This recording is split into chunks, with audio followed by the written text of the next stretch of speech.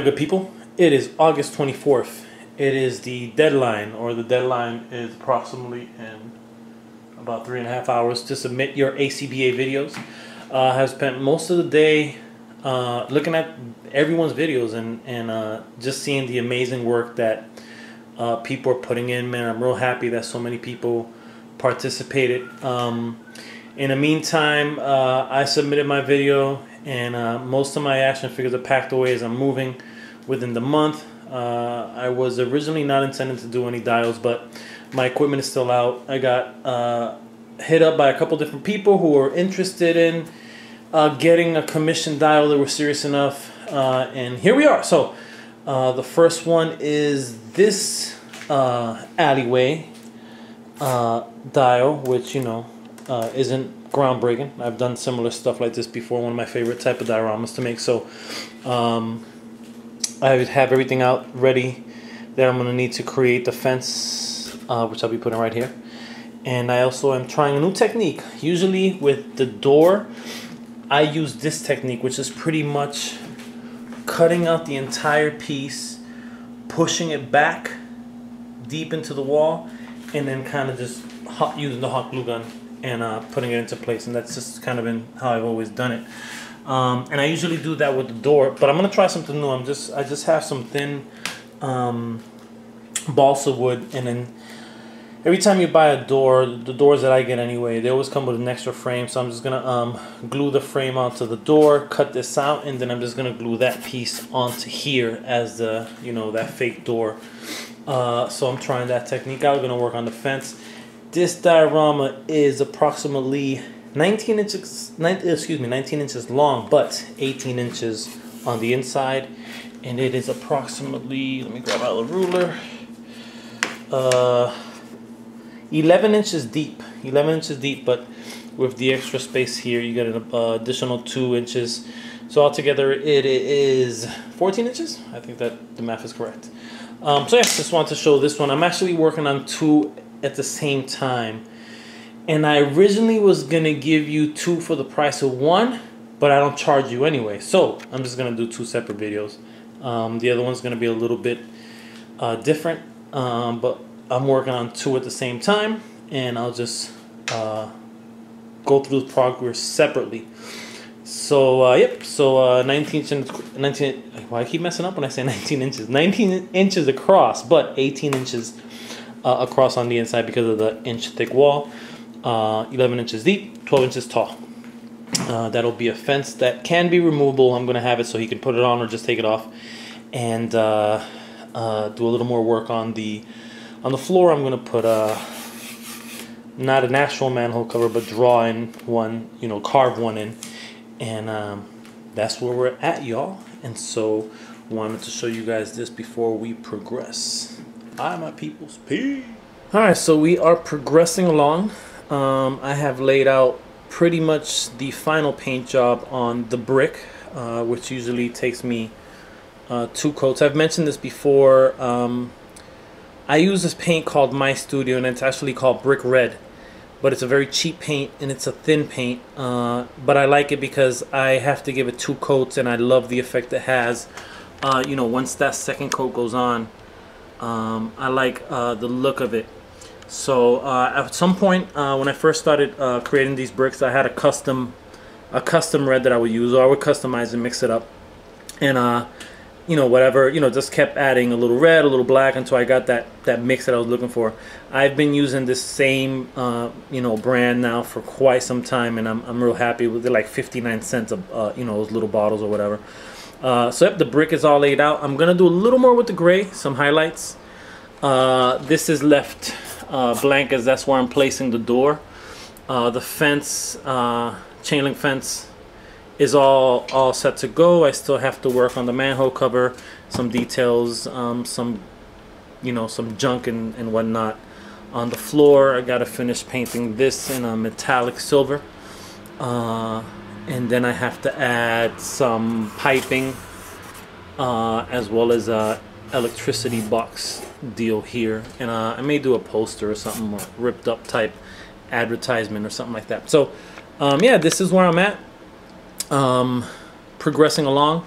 And I'm not sure if I showed kind of the back side of this, but I did leave a space here so that when the chain link fence goes up, he can put some action figures here, and you know, kind of set up some different shots that way. If he wanted to remove the fence and add some stuff, you know, whatever he wanted to do. I am gonna paint this black just in case he does take any shots, like let's say from this angle, which would kind of look cool. You know, you want it to be, you know, black or maybe gray. Gray may be the better color.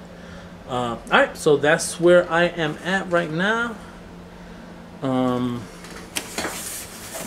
And we are good to go. I should be finished with this one fairly soon, so I have to make sure that I get that black in there. But I should be finished with this one fairly soon. I'm again working on a second one at the very same time, and got to start working on that video, although that one's all cut up and it's almost ready to be painted. That one has a fire escape type deal, so it's a little more complex, but this is where I'm at. Ayo. Peace. I don't do a lot on the floor, man. One of the reasons that I don't do a lot on the floor is because just my experience is just you know, in my short experience as a toy photographer, a lot of the shots I take, and that I notice a lot of people take, aren't generally at this angle. They're usually more like this angle. So a lot of times you don't see much of the floor. And my concern also is if you pack the floor with too much stuff, I just feel like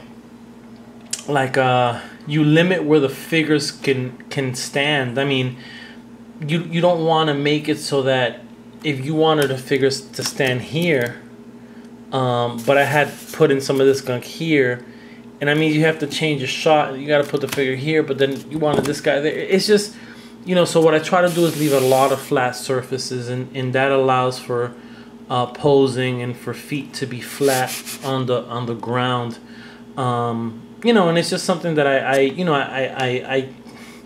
it's not too hard to fill the floor up with gunk. You know, you can just keep adding pieces to it. But throughout the history of you know, my dial making, I generally don't do too much of it. I just try to keep it as flat as possible. So asked him who his favorite wrestlers were, and he gave me a list of 5.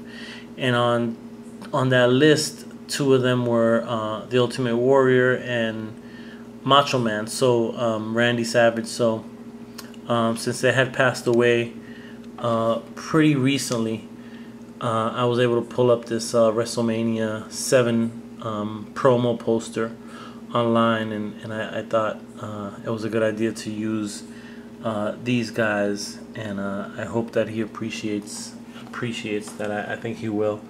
And this piece is actually going to the UK, so this is my first piece that's going to the UK. Russell, Nintendo Ninja, Russell Fuller has gotten a couple pieces for me already, so my work has gone as far as Australia. And as I said before, I get a lot of clients come out of or a lot of requests come out of California as well. Yeah, man, so it's kind of cool, man. You know, it's a good feeling to know that your art is it has traveled so far, you know. And another good thing that I'm really proud of is at some point I consciously started making these dials so that they can be modular and so that they can break down in a way where you know, where you can ship them safely. And I'm glad to say that I have yet to hear back from somebody saying that the dial broke on the way to their doorstep. You know, just because it breaks down in a way where it lays flat. And then when I do have pieces on the wall, you know, for example, I use zip ties for the straws, for the pipes, so that it's nice and secure. So there is some flexibility, but it's not gonna pop off pretty easily. You know, and then when you lay them on top of each other, I try to make sure that that I've constructed it in a way where it will not, they won't get damaged. And then I pack them pretty good too. I use bubble wrap and I make sure that there's no loose, like, once it's all packaged up, if you shake the package, it's not gonna be rattling. It's gonna be pretty snug in there. One of the biggest challenges is packing them. Sometimes is just figuring out the size of the boxes, and a lot of times I have to custom make the boxes. And I'm always telling people at work that anytime they get any kind of bubble wrap and anything, to save it. So a good friend of mine, coworker, hit me off with a garbage bag full of just recently full of bubble wrap, which is perfect, and I appreciate it. That saves me money, so I don't have to buy it, and it also ensures that these dials are going to end up in your hands safe and sound. Yeah, so I am done with this one, and this was one of two that I was working on at the same time. The other one was a little more difficult because it had that fire escape. I will be doing and the most difficult part of all was just the handrails, wanting to make them look really, really solid. So I will be working on that this weekend. Though that other dial is pretty much done in terms of the paint job. I still have to do the floor for the other dial, and I should be done with it. So hopefully I'm shipping this one out very soon. I have to get a quote on shipping, and then I'll be shipping the other dials going to Chicago, I believe, which may be my first Chicago dial, which is kind of cool. But y'all, talk to y'all soon. Peace. Okay, so this diorama is finished. Again, nothing groundbreaking. This person hit me up and they wanted an alleyway. They sent me a picture of another dial that I had made that was similar, and they wanted something similar. In particular, he wanted it for his WWE and Batman figures. So the original dial that he liked was the one that it had this here, and then it had a wooden fence, and then it had like this door was here on this side. So I try to keep the same elements. I went away from the wooden fence, and instead I gave him a chain link fence. My original thought process was to have this fence be removable, so you can just put it on and off. And the way the way it ended up being was that it was, I guess I could have adjusted it to make it go on and off, but decided against it, as when you're dealing with foam, you don't want to cut too much into it and so forth. So I just decided to glue it in permanently, and I say that with air quotes. The way I glued it on the back of each of the kind of the wooden stems was a way where he can actually take the fence out if he wanted to, and it wouldn't damage the foam or anything like that. So that's a possibility for him. I was thinking originally of going with some more cracks, but decided against it. I didn't want to make it look too destroyed. And it's not some, it was an alleyway, so alleyways generally aren't super destroyed. So I stayed away from that. Definitely like how this came on. This is just a piece of two pieces of a thin foam board, or not foam board, rather balsa wood. So it's just, you can see the seam there. So it's two pieces, and then I just took a Sharpie and kind of drew in what the little door would look like with a couple of hinges. Started using these straws the other day. Not that, I somebody had mentioned, dude, you should get the straws with the bendy. That's something that I haven't used, but it's not because I hadn't thought of it. I had thought of it, but I also don't want to limit the size straws that I use. In other words, I just don't want to use this size straw. I like using the thicker straws and the thinner coffee stirring type straws. So and those generally won't have that little elbow.